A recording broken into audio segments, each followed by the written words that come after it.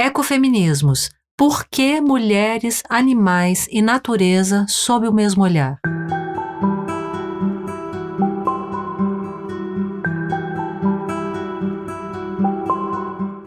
Ecofeminismo, Mulheres e Natureza é uma série de artigos que busca discutir a importância da conexão das mulheres com os seres não humanos e o meio ambiente.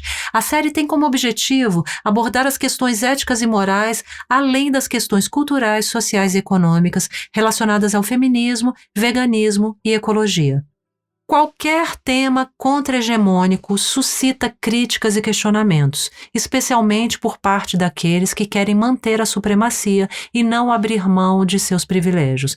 Assim acontece com feminismos, ambientalismos e quaisquer movimentos que denunciem sistemas de opressão por raça, etnia, gênero, orientação sexual, classe e assim por diante. Quando compreendemos os direitos humanos como conquistas históricas, já nos parece mais visível a necessidade de um olhar atento às especificidades. Não podemos mais afirmar direitos para sujeitos abstratos, pois, em realidade, eles representam um sujeito muito bem definido. Ele é branco, heterossexual, classe média. Mas diferentes correntes feministas já nos mostraram também que tão pouco se pode falar de uma mulher abstrata. Temos cores, crenças, idades e desejos diversos. Uma mulher negra, lésbica e pobre sofre desproporcionalmente a opressão e as injustiças se comparada a uma mulher branca, cis, hétero e rica. Hoje, embora se tenha essa visão das especificidades que afastam uma concepção universalista, ao longo dos últimos séculos, o pensamento feminista tem se expressado de diversas maneiras. Por isso falamos em feminismos, no plural e não no singular. Cada uma dessas ondas ou correntes apresentam diferentes argumentos e fazem diferentes propostas, mas o comprometimento de todas é com a abolição do sexismo, ou seja, de um sistema de opressão baseado no sexo. Nesse sentido, muitas dessas correntes usam duas categorias fundamentais para o paradigma feminista: gênero e patriarcado. Mesmo que exista um longo debate sobre ambas, parto da ideia de que o patriarcado pode ser entendido como dominação masculina. Desse ponto de vista, se reconhece que a forma pela qual essa dominação ocorre depende do contexto, mas continua sendo a partir da alegada superioridade dos homens em relação às mulheres, gerando discriminações e injustiças. Gênero, por sua vez, passa a ser uma categoria de análise a partir da qual é possível compreender essa sociedade. Os papéis dos homens e das mulheres são construídos socialmente e em oposição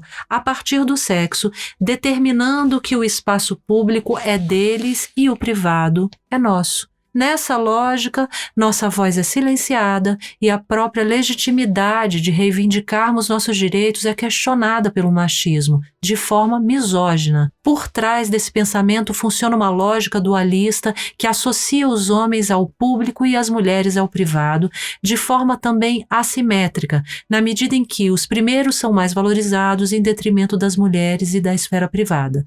Mas afinal, qual é a relação entre a opressão das mulheres pelo machismo e os animais e a natureza? As correntes do ecofeminismo apresentam diferentes respostas para essa pergunta. Por isso podemos novamente chamar de ecofeminismos no plural. Aliás, é importante ressaltar que nem todas elas incluem a consideração ética de animais como indivíduos. Justamente por isso me posiciono a favor de um ecofeminismo animalista, a partir de uma argumentação filosófica, isto é, argumentativa e conceitual. Na literatura ecofeminista, podem ser identificadas diversas interconexões entre a dominação das mulheres, dos animais e da natureza, histórica, conceitual, empírica, socioeconômica, linguística, simbólica e literária, espiritual e religiosa, epistemológica, política e ética.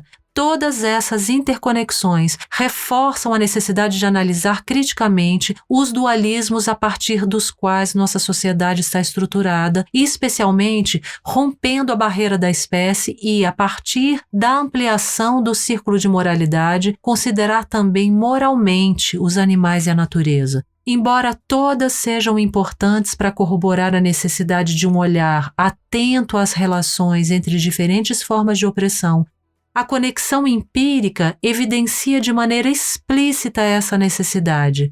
São as mulheres, ao lado de outros grupos em situação de vulnerabilidade, que sofrem mais com os problemas ambientais. Embora todas as pessoas possam estar sujeitas a eles, são as mulheres e crianças, por exemplo, que precisam caminhar longas distâncias para buscar água. A pobreza e a vulnerabilidade também têm gênero, e leva as mulheres, muitas vezes líderes das suas famílias, a viverem em locais com problemas ambientais, como ocupações. Assim, podemos afirmar que os papéis de gênero femininos se justapõem com a questão ambiental, o que justifica uma ampliação da agenda feminista, a fim de que incorpore também uma visão não antropocêntrica e anti-especista. Ao reconhecer o nexo, a partir das diferentes formas de interconexão entre os sistemas de opressão, racismo, classismo, heterossexismo, machismo, especismo, etc., o ecofeminismo animalista permite uma visão ampla das diferentes formas de opressão, dando sentido ao olhar direcionado tanto às mulheres quanto aos animais e à natureza.